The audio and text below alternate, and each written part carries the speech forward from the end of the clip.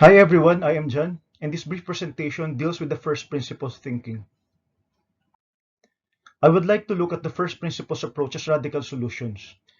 Radical in the sense that it veers away from the conventional problem-solving techniques.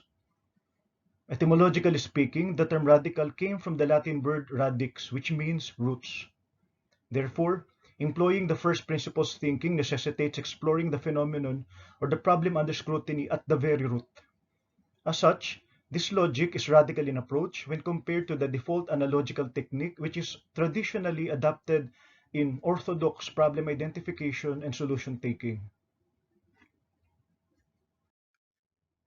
As a way of thinking, first principles logic is essentially a proactive opportunity seeking and solution taking approach that stands to benefit us in the personal, professional, and societal levels.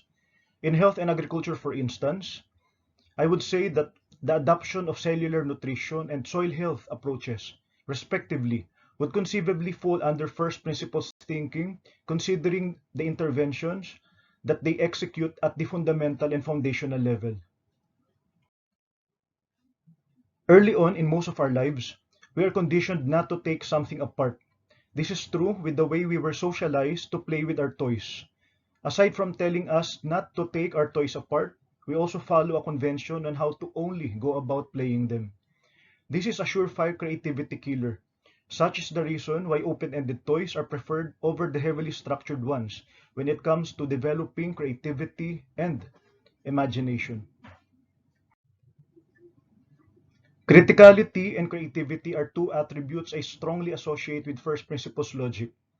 This thinking process drives us to confront our long-harbored mental models and develop new ones that do not rely on false or inaccurate analogies.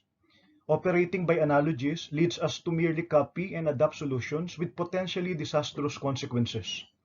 The mere replication of existing solutions explain why problems not only remain unresolved but also become exacerbated in the process.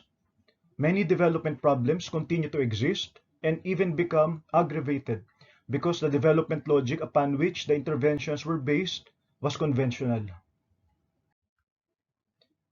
In transportation administration, for instance, the dominant paradigm is moving vehicles instead of moving people. Hence, the practice of expanding road networks to accommodate more private vehicles instead of the more cost-efficient and ecologically sound public transport system.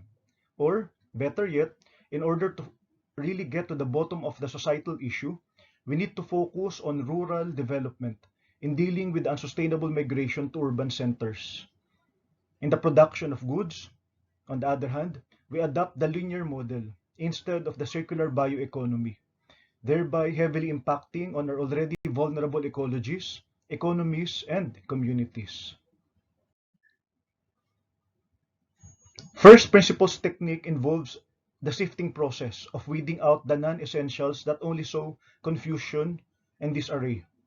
As an alternative thought process, it also allows us to map our strengths and limitations and use this self-mastery to our distinct advantage, individually and institutionally.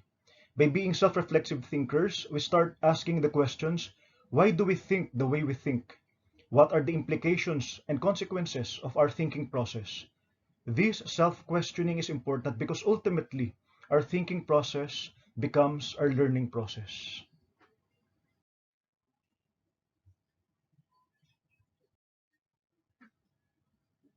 Maraming salamat at manatili tayong ligtas.